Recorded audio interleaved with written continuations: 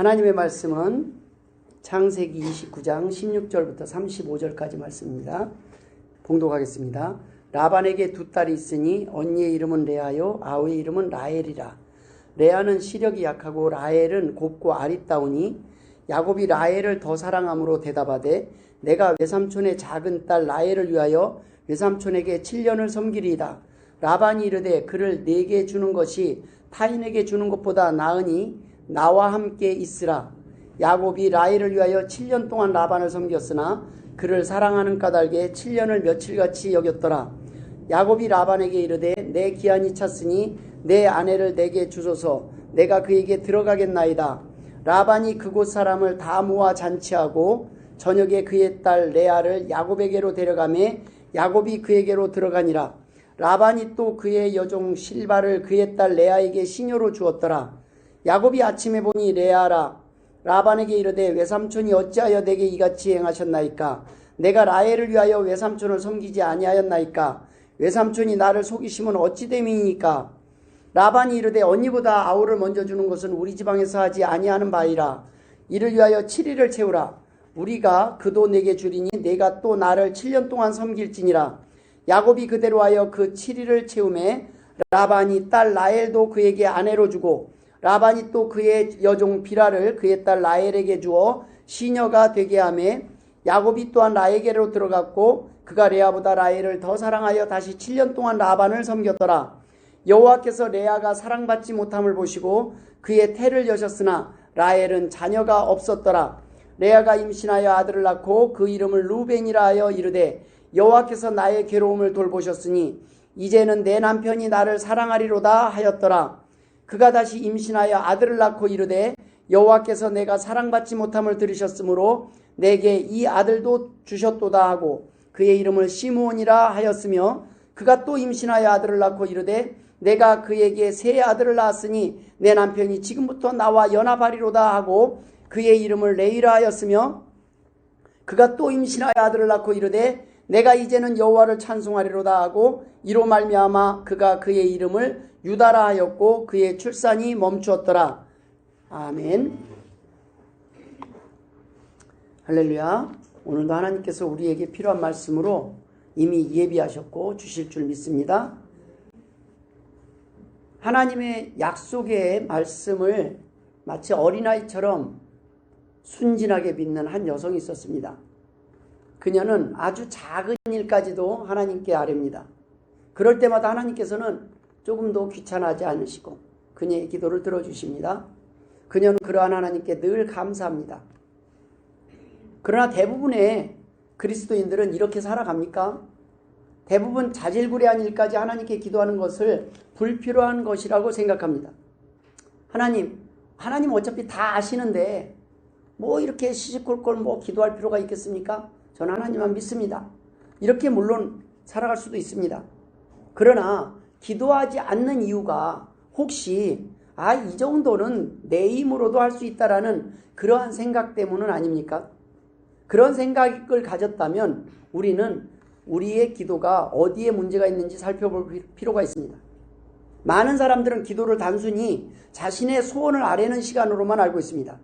그러나 기도는 단순히 소원을 아뢰는 시간이 아니라 하나님과 대화하는 시간입니다.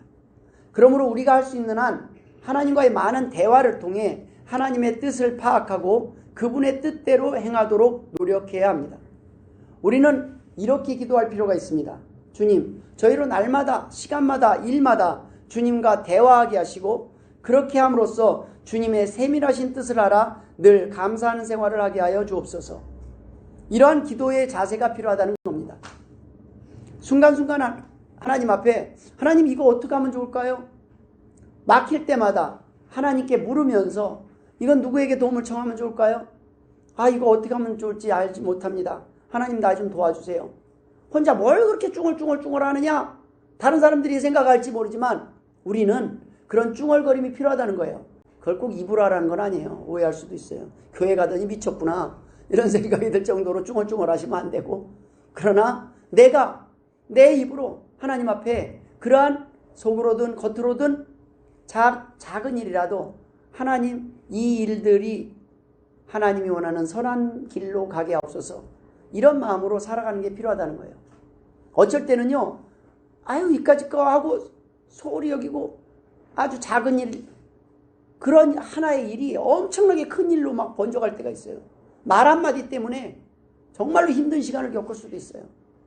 그냥 단순히 하나를 놓쳤을 뿐인데, 처음에 그냥 날짜 하나를 놓쳤을 뿐인데, 날짜를 정확하게 보면 되는데, 거기에서 그 다음은 한없이 끝도 없이 가는 거예요.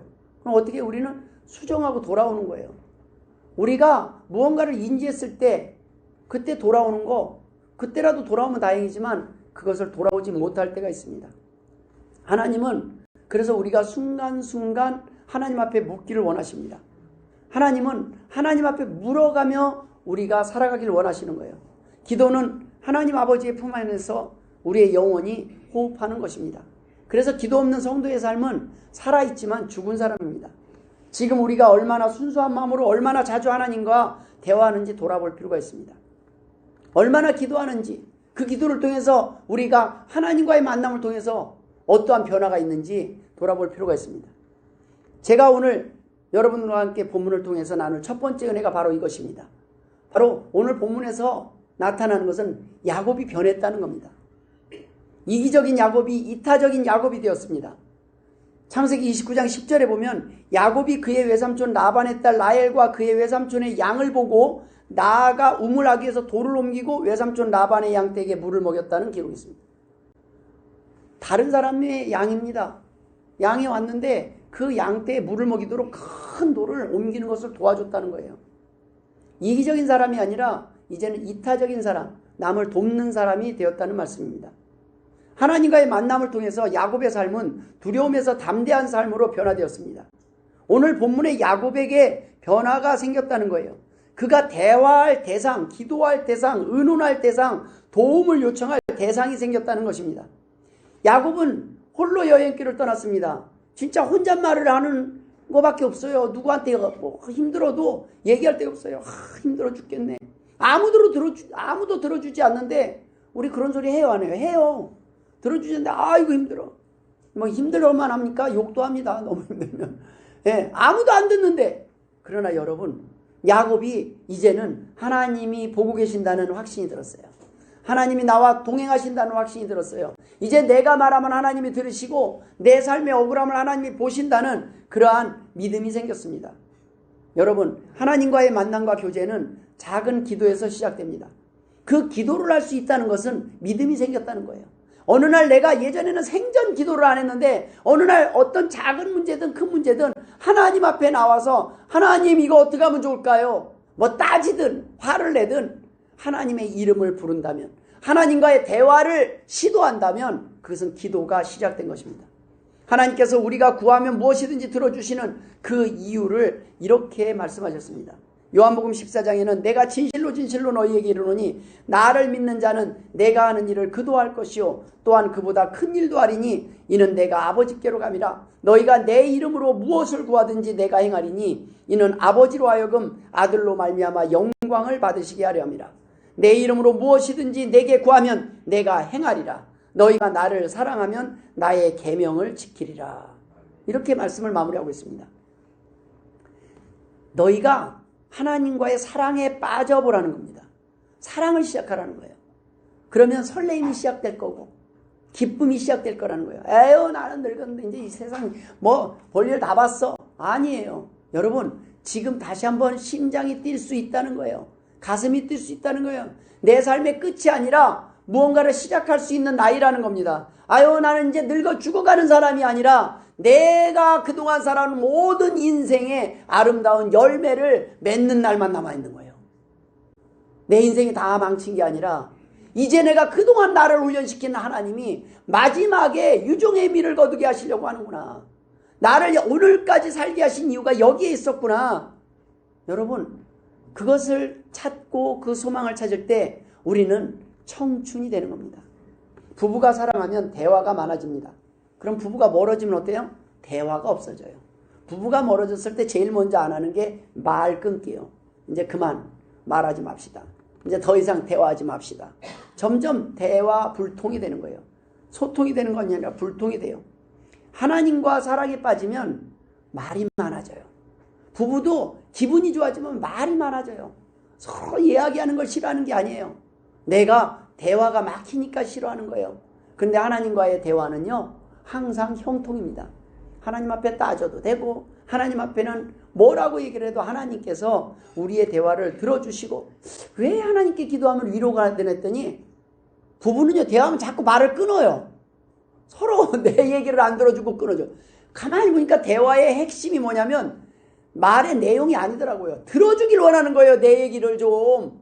내 속 얘기를 좀 들어주길 원하는데 자꾸 옳고 그름 따지고 있고 들어주지를 않으니까 거기서 속이 터지는 거예요. 보니까 대화의 핵심이 뭐냐? 상담의 핵심이 뭐냐? 결국 들어주는 거예요. 그걸 하나님 너무 잘하세요. 오늘 기도해 보세요. 하나님 계속 듣고만 계셔. 계속 들어요. 또 얘기해봐라. 또 얘기해봐라. 막 한참 내 모든 소익의 얘기를 다 꺼낼 때까지, 내 억울함과 답답함, 눈물을 다 토해낼 때까지 하나님은 계속 듣고 계셔요.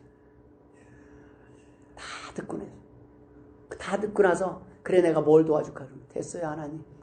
하나님 들어주셨으니까 됐어요. 해결됐어요. 지가 기도하면서 답을 다 찾아요. 기도하면서 우리가 답을 몰라요? 아니요. 기도하면서 우리는 답을 다 알아요. 내가 알고 있었다는 걸 알아요. 내가 어떤 선택을 해야 될지 다 알아요. 기도하면서 우리는 다 알게 돼요. 내가 문제가 있다는 것도 알게 되고 다 알아요. 결국에는 그 모든 걸 알고 하나님 이상 끝이 아니라 하나님 답을 찾았어요. 그치? 알고 있었지? 근데 속상해서 안 한 거지? 힘들다는 얘기지? 하나님과 대화, 기도를 통해서 이전에 누리지 못했던 행복과 변화를 경험할 수 있습니다. 야곱은 하나님이 만나주셨어요. 하나님을 만나고 나서 야곱은 기도할 대상이 생겼음을 깨닫고 변화되기 시작합니다. 변화는 하나님을 만날 때 일어나요. 하나님을 어떻게 만날 수 있어요? 말씀을 통해서 만날 수 있고 기도를 통해서 만날 수 있습니다. 말씀을 통해서는 하나님의 말씀, 하나님의 뜻을 듣는 시간이고, 내 억울하고 답답한 것은 기도를 통해서 하나님 앞에 알리는 거예요. 항상 천사들이, 우리를 수호하는 천사들이 날마다 하나님께 우리의 기도의 내용을 전달한다고 그랬어요. 이메일보다 더 빨리 전달이 되는 거예요. 날마다. 하나님, 제가 이런 힘든 게 있어요. 여러분, 말씀이 곧 성자 하나님이십니다. 말씀을 깨닫게 하시는 분이 성령 하나님이십니다.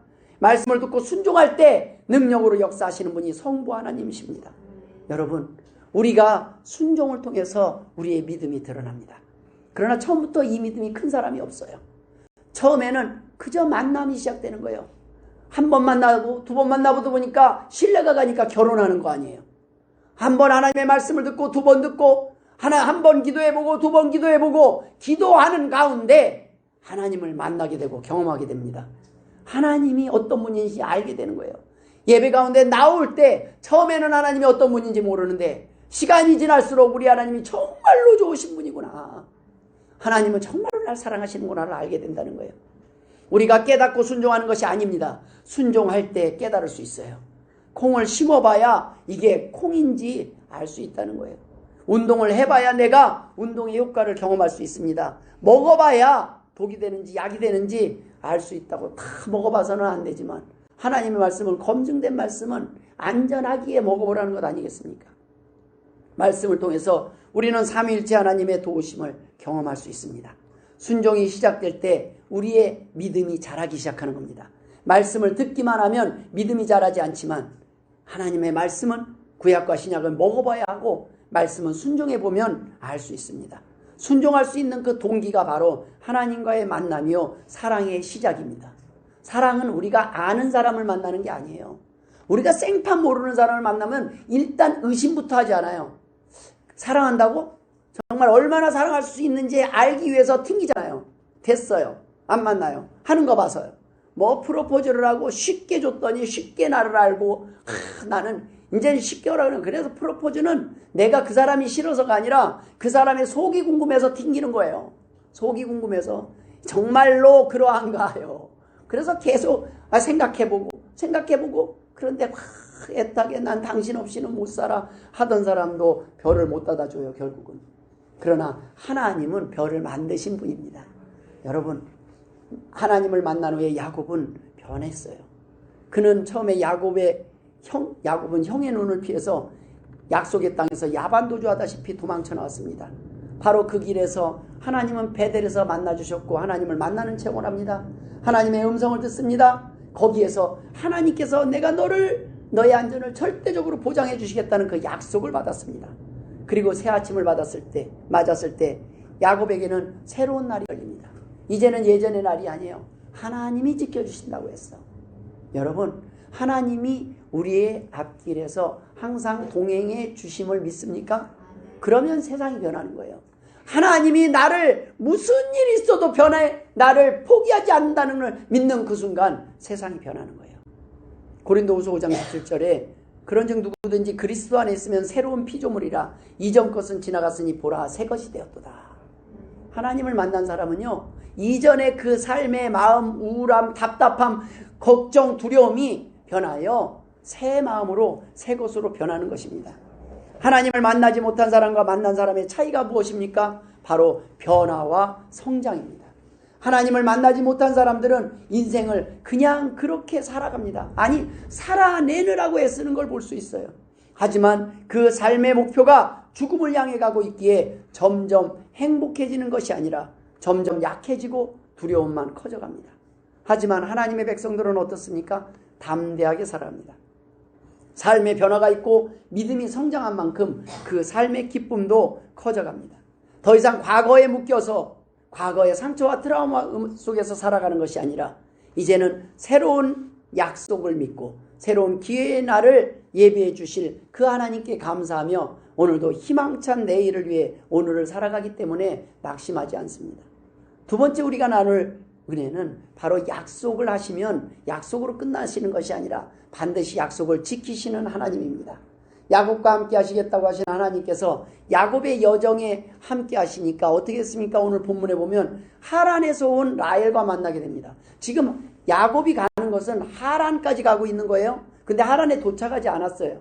그런데 지금 아버지 이삭에게서 떠나서 하란으로 가고 있는 중에 지금 우물가에서 하란에서 나와서 양을 치러 나온 라헬을 만난 거예요.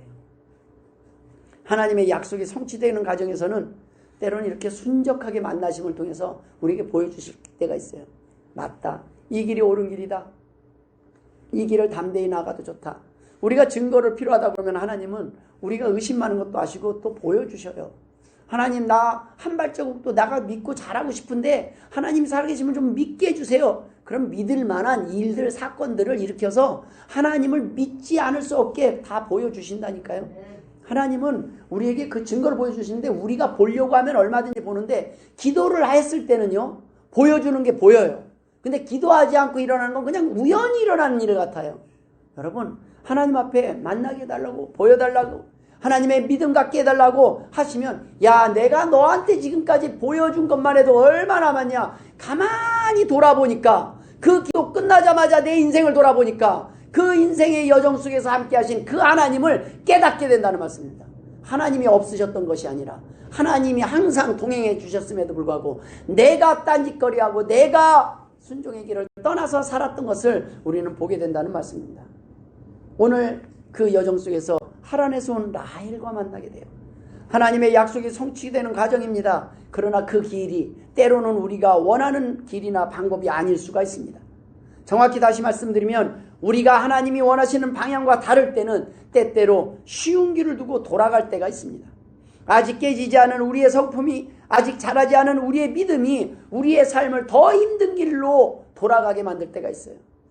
하지만 그래도 하나님은 따라서 돌아가고 계셔요. 아휴, 이 녀석이 또 길을 이쪽으로 선택했네. 에이, 너는 너대로 가, 나는 나대로 갈란다가 아니라 하나님이 나와 함께 가고 있어요. 내가 고집하고 딴 길로 가고 있는데도 하나님은 그 옆에서 야야야, 이제 돌아가야 되겠다. 야, 조금 더 가면 돌아오기 힘들어. 하나님은 계속 말씀하시는 거예요. 하나님은 우리가 딴 길로 간다 할지라도 우리를 버리시지 않습니다. 하나님의 약속의 날이 더디다고 생각이 들 때도 있습니다. 하지만 더딘 것이 아니라 하나님께서 참고 우리가 돌아오기를, 제자리를 찾기를 기다리고 계시는 것입니다. 베드로후서 3장 9절에 주의 약속은 어떤 이들이 더디다고 생각하는 것 같이 더딘 것이 아니라 오직 주께서는 너희를 대하여 오래 참으사 아무도 멸망하지 아니하고 다 회개하기에 이르기를 원하시느니라. 하나님의 심판이 더딘 것이 아닙니다. 알곡 때문에 하나님의 사랑하시는 자녀들을 위하여 때때로 심판을 연기하고 보류하실 때가 있습니다. 악인은 막 형통해요. 그런데 하나님이 그들을 심판을 안 하시는 이유가 알곡들을 위해서 악인들을 사용하는 거예요. 누군가는 주일을 안 지키는 사람들도 있어야 주일날 예배를 드리지 않겠습니까? 그냥 세상을 돌아가게 만드는 거예요.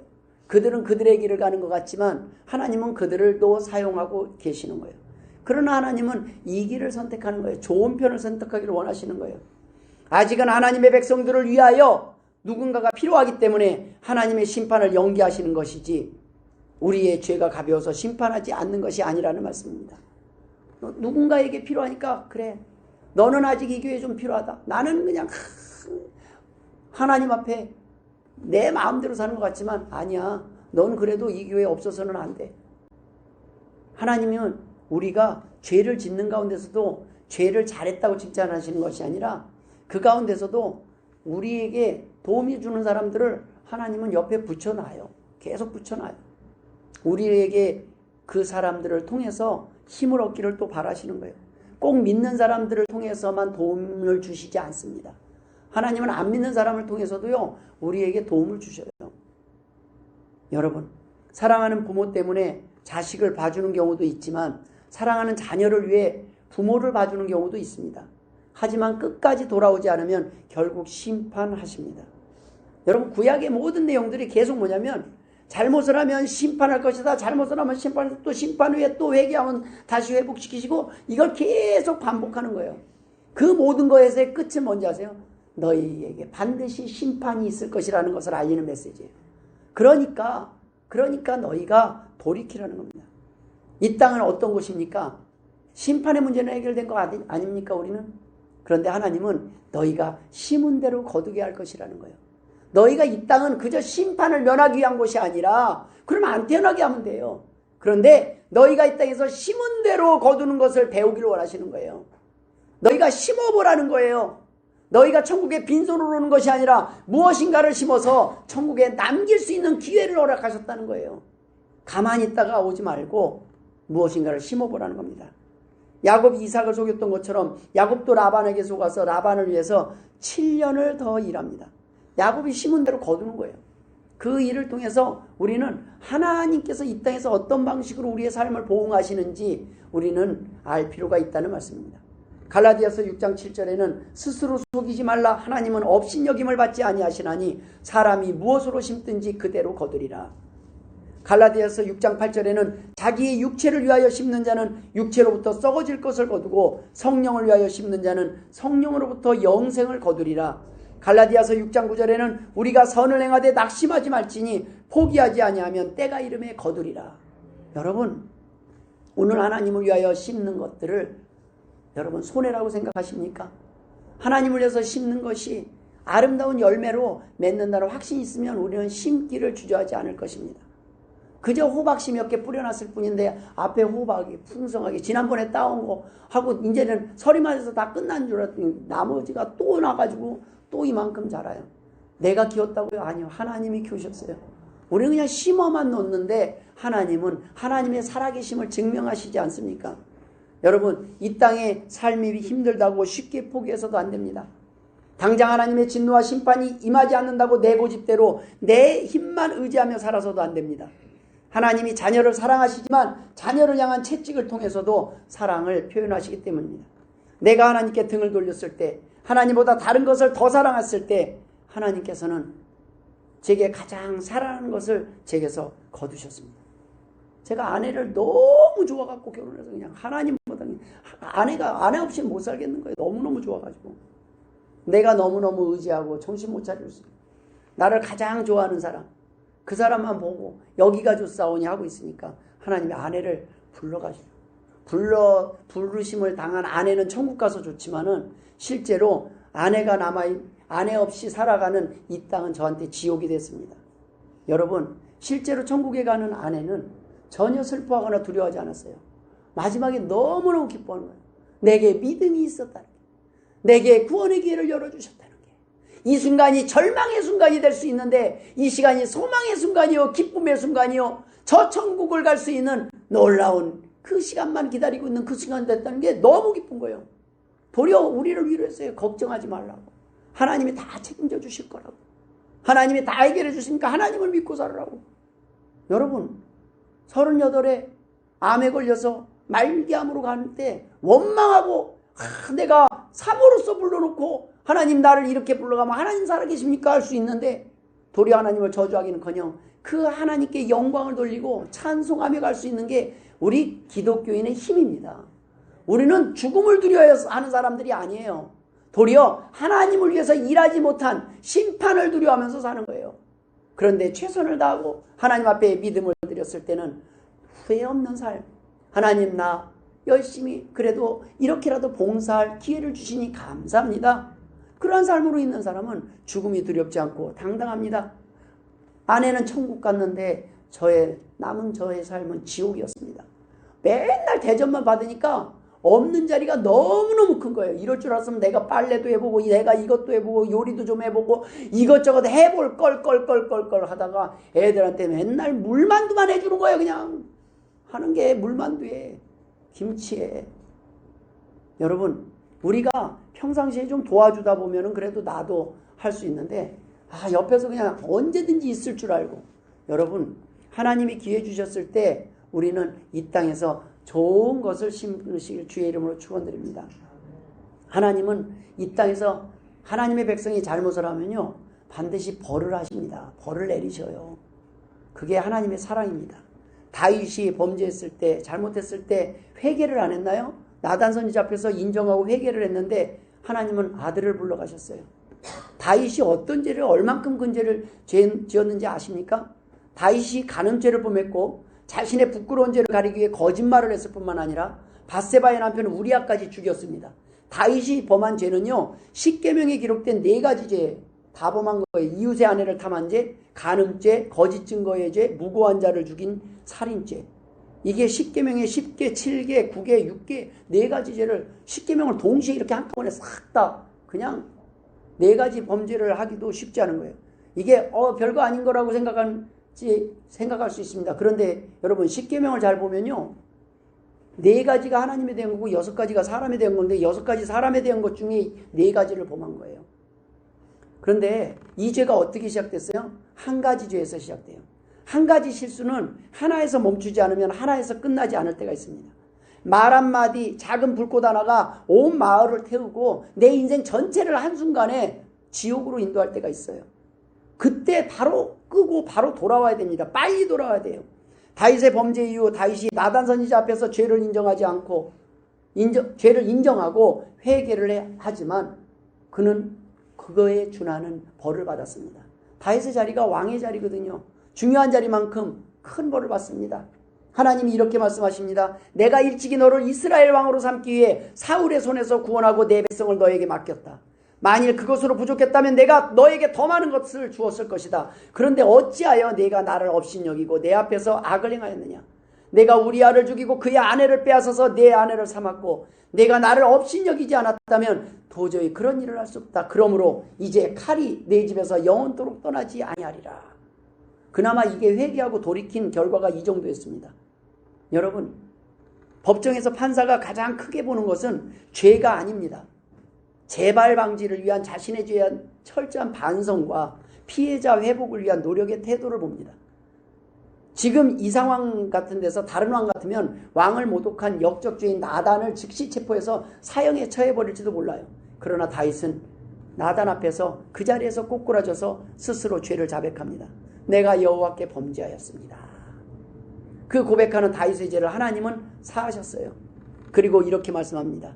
여호와께서도 당신의 죄를 사하셨으니 당신이 죽지 아니하려니와 이 일로 말미암아 여호와의 원수가 크게 비방할 거리를 얻게 하셨으니 당신이 낳은 아이가 반드시 죽으리다 하고 나단이 자기 집으로 돌아가니라 우리아의 아내가 다윗에게 낳은 아이를 여호와께서 치심에 심히 앓는지라. 결국에는 아들을 데려가십니다. 여호와께서 죄는 사하였지만 벌은 내리시는 거예요. 다윗이 사랑하는 아들이 죽었습니다. 그리고 신복장군 요압이 등을 돌립니다. 이후에 아들 압살롬이 반역을 해요. 죄를 용서하지만 심판이 없으면 우리는 다시 더 큰 죄를 짓기에 점점 담대해지기에 하나님께서는 우리의 죄에 따끔하게 벌을 내리실 때가 있어요. 그때 빨리 돌아와야 합니다. 빨리 하나님 앞에 회개할 때 하나님께서는 그 진노의 벌을 거두시고 하나님은 회복시키시고 우리에게 기쁨의 이유들을 허락하신다는 말씀입니다. 여러분, 자녀가 어릴 때 잘못을 벌하지 않으면 점점 더 큰 잘못을 저지를 수밖에 없습니다. 때문에 저는 저희 자녀들이 잘못했을 때는 사랑하기 때문에 따끔하게 벌을 주었습니다. 벌은 자녀를 가장 사랑하는 부모가 줄 때 부작용이 가장 적어요. 사랑 없는 부모의 벌은 폭력이지만 사랑하는 부모의 벌은 자식이 돌아올 수 있게 하는 부작용이 없는 약이 되는 겁니다. 부모가 사랑을 줬기 때문에, 왜? 부모는 나한테 항상 좋은 걸 주는 분인데 오늘 안 줘요. 못 줘요. 그게 사랑인 걸 자식은 알아요. 그래서 돌아올 수 있어요. 그런데 주지는 않고 맨날 야단만 치고 맨날 혼내기만 하고 그러면 속이 상하는 거예요. 사랑을 때로는 용서를 포함해요. 하나님은 우리를 매번 혼내시지 않아요. 하나님은 우리에게 많이 참으시고 많이 봐주시다가 그러다가 정 안 되겠다 싶으면 그래도 살리기 위해서 매를 대시는 거예요. 죄는 용서하되 벌을 통해 다시는 죄를 짓지 않도록 하는 것이 부모의 사랑이와 하나님의 사랑이 아니겠습니까? 어떤 부모도 자녀를 벌하고 싶은 부모가 없듯이 하나님도 마찬가지입니다. 잘못을 그대로 넘어갈 수 없는 상황과 위치에 우리가 있다는 것입니다. 많은 사람들이 죄를 지으면서도 담대해지는 이유가 무엇입니까? 하나님이 용서해 주실 테니까. 우리 부모님이, 우리 아버지가 다 해결해 주실 테니까. 죄에 상응하는 벌이 없는 사랑은 자녀를 점점 더 큰 사고를 치고 더 큰 죄를 범하게 하는 그러한 길로 인도할 때가 있습니다. 그래서 하나님은 용서하시지만 우리를 지옥에는 가지 않도록 반드시 이 땅에서도 보응하시는 하나님임을 우리는 기억해야 합니다. 하나님은 우리가 무슨 일 있어도 다른 건 나가도 내가 내 자식 지옥 가는 꼴만은 못 봐. 이게 우리 하나님이세요. 그래서 계속 고집하면 결국에는 어떻게 해요? 지옥은 못 가게 만드셔요. 어떻게 해요? 때려서라도, 다리 몽둥이를 부러뜨려서라도, 우리 어머니, 예언이 다리 몽둥이를 부러뜨려서라도 우리가 지옥 가는 꼴을 못 보는 게 하나님의 마음입니다. 여러분, 하나님이 거기까지 가지 않도록, 우리 부모님이 매를 들지 않도록 우리가 잘해야 되지 않겠습니까? 다윗은 죽지 않았을 뿐 사무엘하 12장 그 사건 이후 다윗의 삶에는 더 이상 어떠한 화려함도 이전에 승승장구가 없습니다. 점점 몰락해요. 하지만 다윗의 범죄와 실패에도 불구하고 하나님이 다윗을 버리셨습니까? 아니요. 그 약속을 하나님은 폐기하거나 무효화하지 않았습니다. 그가 이후에 많은 고난을 겪지만 여전히 하나님은 다윗을 사랑하십니다.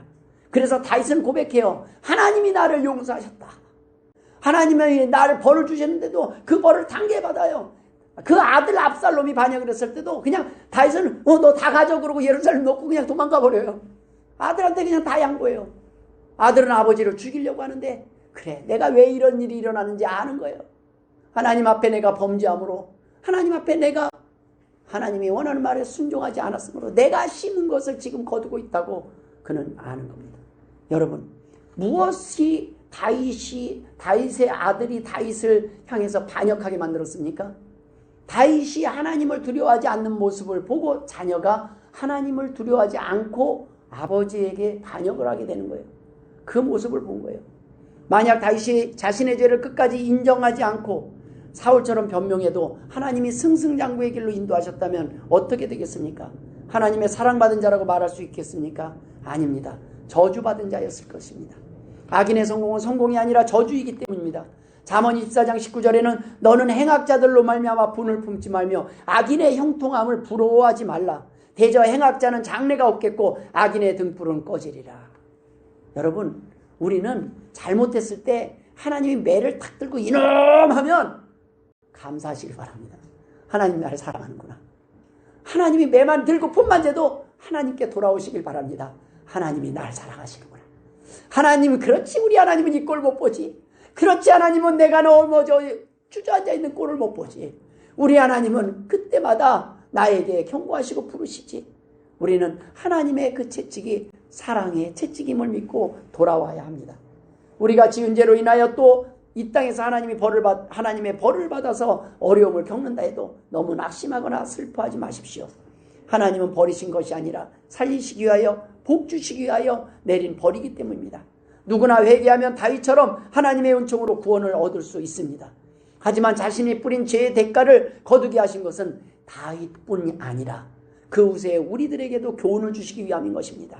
이 땅의 심판은 돌이킬 기회라도 주어지지만 최후의 심판은 돌이킬 기회조차 없기 때문입니다. 오늘 본문을 보면 야곱이 이삭을 속였더니 야곱도 속는 삶이 기록되어 있습니다. 하나님은 우리를 사랑하셔서 많은 것을 용서하셨고 용서하실 것입니다. 하지만 우리의 삶 속에서 때때로 우리가 잘못한 일에 대하여 보응하실 때 우리가 정신 차릴 때가 있습니다. 빨리 정신 차려야 합니다. 빨리 하나님이 원하시는 자리로 돌아오실 주의 이름으로 축원합니다. 그것을 통해서 하나님은 우리에게 상을 주시길 원하는 거예요. 이제는 좋은 것을 심어라. 이제는 좋은 일을 행하라. 옳은 선택을 해라. 하나님이 말씀하시는 것입니다. 도리어 우리는 이 땅에서 죄를 지어도 하나님의 심판이 임하지 않을 때 기뻐할 것이 아니라 두려워해야 합니다.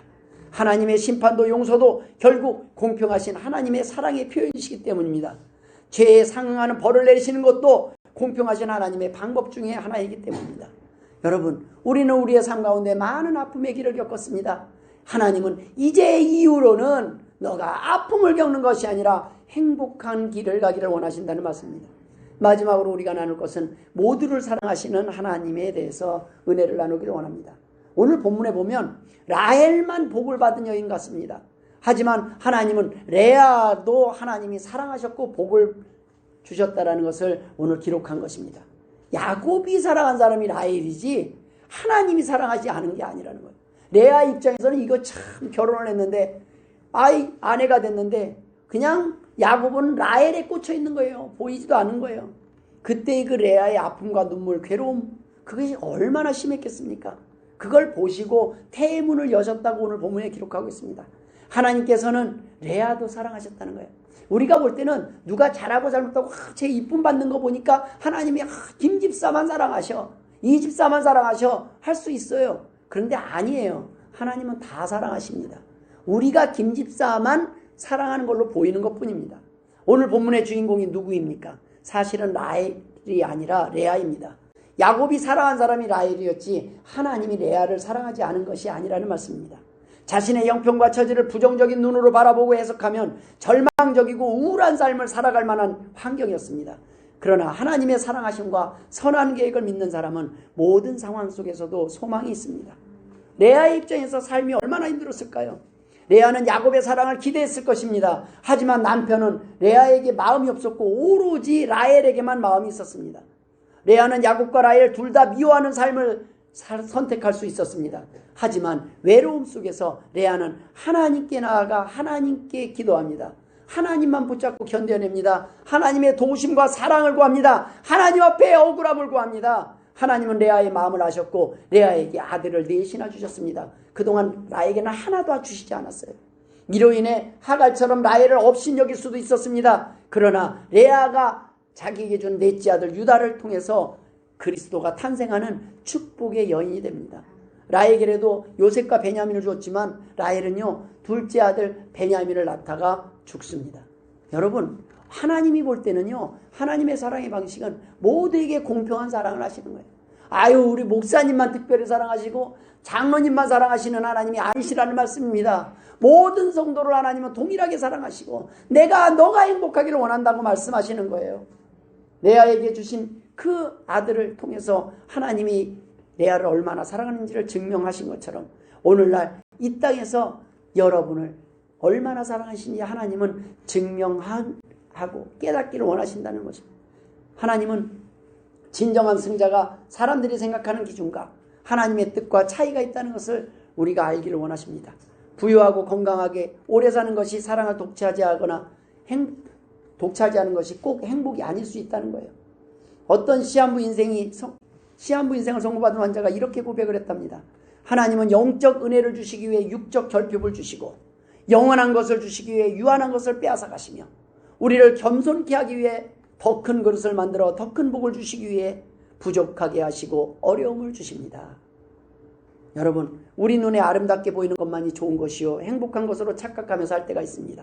하지만 하나님이 축복하시고 하나님이 쓰시는 사람은 그 심령 속에 하나님을 신뢰하는 신앙과 믿음만 있으면 사용한다는 사실입니다. 지금의 상황이 레아와 같이 혹시 모든 조건이 불리하고 나이가 많고 육신이 약하고 가난하다고 해서 낙심할 이유가 없다는 것입니다. 하나님을 향한 믿음만 있으면 반드시 레아와 같은 큰 축복의 주인공이 될 수 있습니다. 하나님의 능력은 연약하지만 겸손하게 하나님께 도우심을 구하는 백성들을 통해 나타내시기 때문입니다. 레아의 마지막 고백이 우리에게 희망을 줍니다. 찬송하리로다 하고 내가 이제는 여호와를 찬송하리로다. 그가 그의 이름을 유다라 하였고 그의 출산이 멈추었더라. 여러분, 넷째 아들을 낳고 비로소 하나님께 찬송을 합니다. 여러분, 하나님께 영광을 돌리고 하나님의 사랑을 깨닫고 경험한 사람은 감사와 찬송은 당연한 것입니다. 하나님과의 관계가 회복된 백성들의 특징이 바로 찬송과 감사입니다. 감사가 없는 것은 그 안에 감사의 이유가 없다는 것을 증거하고 있는 거예요. 기쁨이 넘칩니다. 그 기쁨을 숨길 수가 없는 거예요. 그래서 그것을 누르고 있을 수가 없어서 하나님 앞에 드리는 것이 감사해야지, 눈치 보면서 드리는, 세금 내듯이 드리는 것이 하나님 앞에 드리는 헌금이 아니라는 겁니다. 하나님 앞에 먼저 우리 앞에 감사의 이유를 찾을 때 우리가 이 땅에서 하나님 앞에 감사할 수 있는 것만으로도, 헌신할 수 있는 것만으로도 우리에게는 기쁨이 이미 가득 찼다는 말씀입니다. 하나님은 이 모습을 기뻐하시는 거예요. 자녀가 부모에게 감사할 때 기뻐하는 것처럼 하나님은 우리가 찬송할 때, 감사할 때 기뻐하십니다. 여러분, 코로나 때 한국은 헌금이 줄어들었대요. 예배를 드리는 헌금이 줄었대요. 무슨 얘기냐? 교회에 나오면 헌금을 하고 안 나오고 온라인으로 드리면 헌금을 안 하는 거예요. 이러한 믿음을 가진 거예요. 근데 미국은 헌금이 늘었대요. 교회를 못 가니까 왔다 갔다 하는 휘발유들을 적게 들고 내가 더 여유가 생겼으니까 그걸 하나님 앞에 더 많이 드려야겠다. 헌금이 도리어 늘었답니다. 진짜 신앙은 보이는 가운데 보여지는 신앙생활이 아닙니다. 보이지 않는 중심에서 하나님을 사랑하는 마음입니다. 거절해도 주고 싶은 사람은 어떤 방법이 있는지 주지만 주기 싫은 사람은요, 아무리 청구서 보내도 절대 주지 않습니다. 여러분, 하나님 앞에 먼저 마음을 들이시길 주의 이름으로 축원드립니다. 모쪼록 하나님을 만나 찬송과 감사를 회복하며 하나님께 영광 돌리는 복된 성도들 되시길 주의 이름으로 축원합니다. 기도하겠습니다. 하나님 아버지 은혜를 감사드립니다. 우리의 인생길 가운데 항상 함께 하시고 동행하셨던 하나님, 이제 남은 세월 하나님과 사랑에 빠져 살기를 원합니다. 하나님 만나기를 원합니다. 하나님의 말씀대로 기쁨 가운데 살기를 원합니다. 낙심하지 않게 하여 주옵소서. 우리 자녀들에게 믿음을 물려주게 하여 주옵소서. 감사하며 예수님의 이름으로 기도드리옵나이다. 아멘.